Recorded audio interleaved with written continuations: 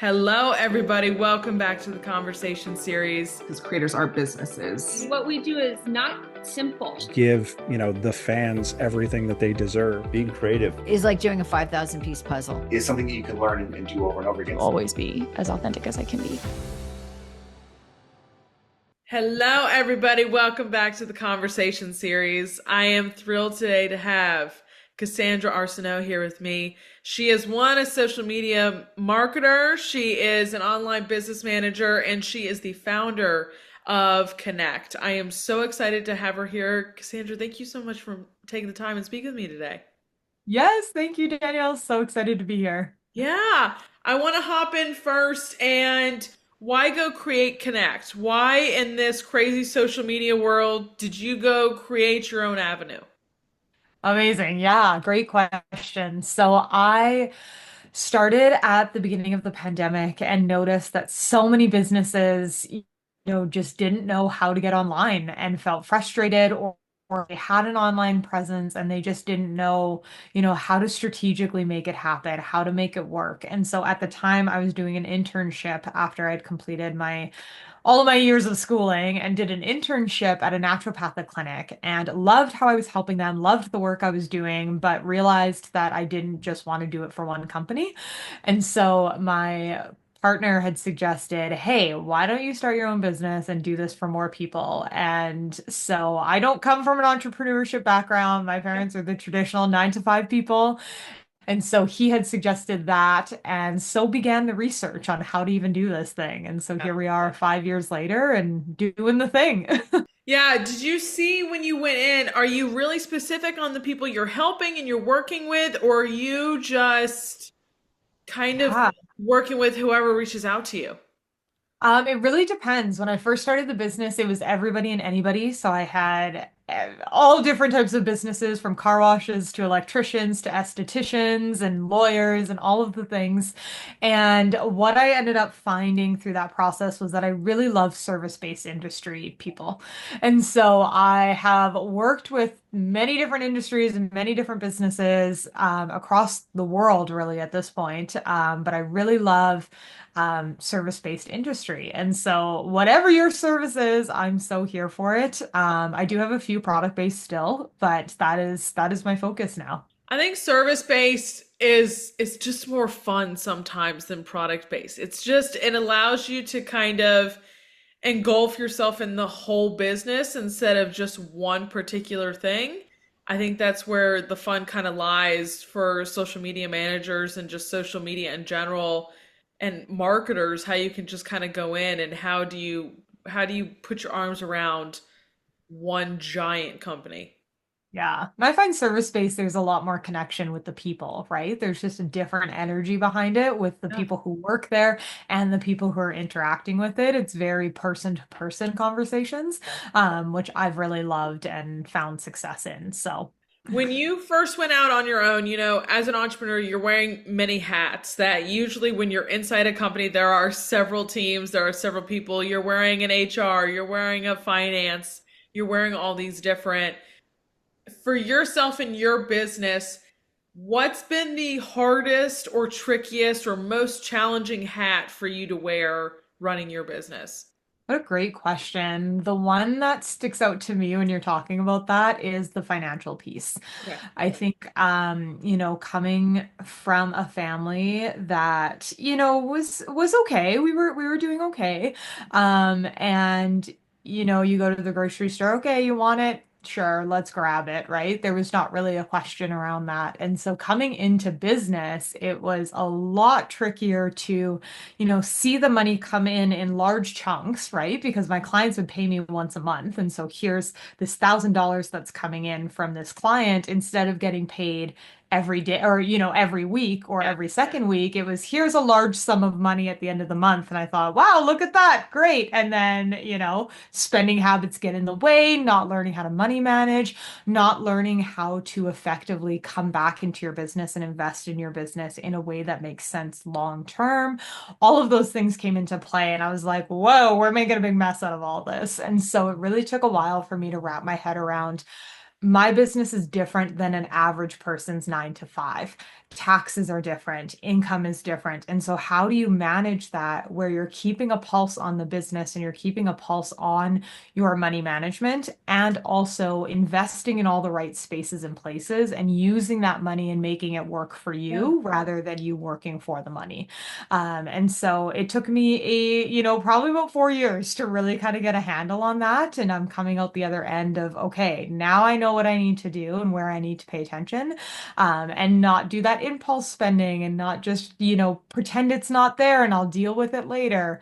So definitely the finances were a vulnerable piece for me and where I could have learned sooner on, and I wish I would have. I can definitely relate when you see that money come in, you're like, oh my gosh, I have some walking around money. I can go have some fun. There's some things I can go do when you realize you're like, hold on, you still have to be able to pay your mortgage or your rent. You still have to be able to pay the bills and all those things. Those things come first. But sometimes you just want to go have a little fun when you see that Get money. caught up. When you have been through this for quite some time, like, is there something about entrepreneurship that surprised you the most? Ooh. I think the potential of entrepreneurship, Okay. because everyone talks about the potential of entrepreneurship and how there's no ceiling and you can make as much as you want and all of these things. But I think to really experience, when I first got my first international client, I thought, well, who am I to now work with this person who lives way over there and doing all these things? And there was this essence of there really is so much potential, and it's up to you to build that potential and build that momentum. And it's all in your control, which I found really interesting because oftentimes in a 9 to 5, there's not much that's in your control. Here's your job, here's what you do. You can move up the ladder and you can have more autonomy within your job. But at the end of the day, the CEO is running this thing and you're just kind of trickling down that process. Whereas within entrepreneurship, you are that person that is creating that process and creating what they want. And at any time, you can just launch a service or launch a product and say, here's my new thing that I'm doing. And I found that, so interesting to wrap my head around was this concept of you have this idea and then you have people paying you for that idea. And obviously there's lots of work in between those pieces, but that's really what entrepreneurship and business comes down to is here's the idea. Now, how do we make this happen? And how do we get people to pay us for this idea? And so the potential and the growth and the momentum that you can build off of your own business is truly inspiring. And I've seen it in so many clients where I'm just like, oh my gosh, like, look at this success and look at what's happening and look at how many lives you're touching. And that has been really, really motivating and really moving for me to actually see that happen both in my own business, but also within my clients' businesses. You were just talking about you got your first international client, but has there been a moment yet for you along this journey that you've kind of had this aha or this, the moment when you knew your business was taking off? Yeah, great question. I don't know if I've necessarily had like a flip of the switch. Yeah. The first couple years in business, you're kind of floundering a little bit. You're trying to figure out your footing. You're like, I don't know what's going on. But at this point, I'm really stable and confident in myself and what I can offer my clients and how I can offer my clients. I've built the systems and the processes to support them. I've, educated myself in a way that I feel really solid in, still always learning something, but I feel at this point in my business and kind of crossing into that 5 year mark is like, okay, you're really doing this thing. Like, this isn't a side hustle. Yeah. This isn't, something you made up a couple days ago. Gives you that credibility. It gives you, like, I just had a discovery call before this chat, and it was, okay, well, how long have you been doing this? And when I told her, I've been doing it for 7 years, 5 years in my business, she was like, oh, like, you're not somebody who just started yesterday. And not that that's a bad thing, but there's just this shift in energy when you're like, I've been doing this for a while now. I have experience, I have qualifications, I have the knowledge that I've built up through, helping other businesses and building my own business. And there's just this essence of, okay, I do know what I'm doing. I need to be confident in myself. I need to trust myself. And, I've I've hit the six-figure mark. Was that when my business made it? No, because that didn't even stand out in this conversation, right? I've hit these milestones that I've had on my vision board for years that quote unquote would consider me making it or, changing my perspective. And surprisingly, that's not what it was. It was when other people were like, "Hey, I trust you. You know what you're doing." And I'm like, "Okay, now there's this sense of credibility behind me." And that just takes time and energy to build that, right? And really being all in on your business. I think that that's important. I'm there right there with you. I've got 8 years of social media experience, and I look back, I'm like, holy cow, where did the time go? That I've been incredibly lucky to work with so many different people across the board. But it's so cool to see how, of course, the times have changed, how things have changed. It's funny to look back and see how different those milestones are. Yeah, even just, yeah, looking back at stuff like that, you're like, whoa, we did that and that happened and what is going on? And like you said, the world is changing. Social media changes all the time. So even going back to where it first started and where, I got my education behind it, I'm like, it's so different compared to where we are now. Like at the time, TikTok didn't even exist yet. Like that wasn't a conversation yet. And so it's so interesting to see how things have shifted so dramatically, both in the world and in social media, but also like within our own businesses. Absolutely.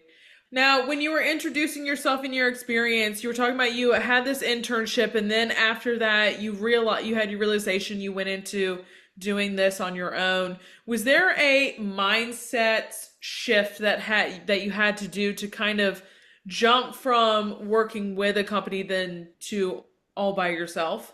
Definitely. Many. Many mindset shifts. People say open a business and you'll have the most amazing spiritual journey you've ever been on. Everything gets torn down. Everything you know to be true is not true, right? And so, like I said, my family came from a 9 to 5. I came from a 9 to 5. I'd never done anything like this on my own before. And coming into this space where it was like, it solely relies on you, your marketing, your initiative, your commitment, all of those things, it's you. And that took me a long time to kind of shift around and rally up against because I was like, well, the clients are going to come to me. And, or, in a 9 to 5, you have funnel, right? You have work always coming to you because the company has work coming to it. But when you're the person who has to go get the work, go get the clients, go talk to the people, put yourself out there, do all of the things, it was just this shift around the only person who can make my business successful is me. And so now, how am I going to show up differently to make that happen? And like you said, it is a huge mindset shift, and all of the things that come with it, the money management, the imposter syndrome, all of the things that you don't necessarily initially think about off the top of your head, they're all there. And an important part of business that we have to move through and deal with and connect with each other on to say, hey, I'm having a bad day and I just, I want to burn it to the ground. We do that often, right? And so there's so many shifts that have to happen. And I think the one biggest one for me was the business is you, and you are the only one who can make it successful. So yeah. Are there certain parts or certain environments where you feel the most creative? I always changes for me. It's sometimes I'm in the car when I absolutely can't do anything and I'm driving where I'm like, it'd be great to type in some notes or say some things to people, or it's at night when I turn on a documentary. Is there a certain environment that works that gets your creative juices going? Ooh, great. I love that you say in the car. Mine is usually right before bed. Mine is I will I'll be like laying there like almost in a dream state, and I like slap Marco and I'm like, "Wait, write this down." He's like, "Okay." I'm like, "Text this to me," right? Because I'm so like in the mode. I always say I wish some people, I don't know how people have made a case for either side of this, but I always say I wish we had like an audio transcript of what our brain is thinking. Not necessarily like what we're saying out loud, but what is our brain thinking? Because oftentimes I have such good thoughts of how to write a caption, and then I say it out loud and I'm like, that wasn't it. Like that didn't sound the right way. And so Creativity, I often find comes with space. So when I pack my schedule and, do the burnout thing and do the million clients and hustle my butt and do all that stuff, yeah, I'm gaining good money, but my creativity severely plummets because now my brain is so full with all of the things that I have, my to-do list is Yeah. 500 pages long. There is no creative space to actually create anything in that process. Or when I'm stressed out in my personal life, in my business life, I find when I'm stressed, it's really hard to create. So I give myself that extra space to, sit down.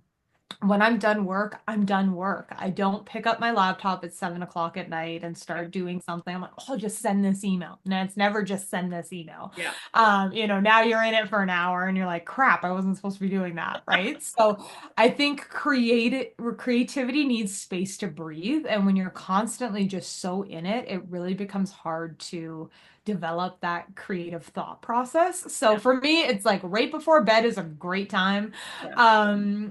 And when I'm out on a walk, when I'm doing something that's not like literally sitting here at my computer, that's like you said, in the car, I find those are the most creative times because my brain has space to think about something else other than, oh my gosh, there's 15 things on my to-do list today. Yep. I was driving back home this morning and I was like, all of a sudden I was like, oh, I've got to do this. It is a really good idea. And I'm like, I can't write anything down or do anything right now because I'm trying. Help me. I got both my dogs in the car and I'm like, y'all are no help at all to help me get any of this out. That's so funny. I've literally like taken voice recorded notes on my Apple Watch because I'm like, remember this for later. Have I gone back to them? No, but they're there in case one day. Just you go back through it and clean it out and there you never know what's in there. It might spark something new. I love that. Cassandra, what's got you fueled up right now? What are you excited about? What's next for your business? Ooh, I am offering photography and videography for full-blown content creation process. I did photography back when I was in like high school and dabbled in it here and there and did weddings and did those types of things. Yeah. And I threw it away. My camera's been sitting in the basement collecting dust. There's like $2,500 sitting there doing Oh nothing. yeah. And I thought, what is a good way to bring both of those pieces together? And with businesses being so busy, being stressed out, I've had a lot of clients that are like, I just don't have anything for you. And I do a lot of creation for my clients, but it's always good to have personal photos, personal videos. And yes, we can grab the stock imagery when we need to, but having them in that process is so much more effective than just throwing up a stock image of something. And so that is something that I want to bring back in 2025 is that like full content creation management piece so that I'm able to get the shots that I need, that I know I need to market your business, and then actually do the marketing piece of it and just kind of handle both sides of that. So I'm excited to see where that goes. That's one big project that's coming down the pipeline. And then more in-person workshops. I'm excited to just host more in-person activities, in-person workshops, classes, events, that type of thing, because I think we just need to be connected with people a little bit more. Yes, I always am appreciative for all the Zoom stuff that I get to do, but I'm like, whenever you're in person, I was talking about it with somebody, it's like a different energy when you're getting to be around everybody and have these conversations that way. It's totally different.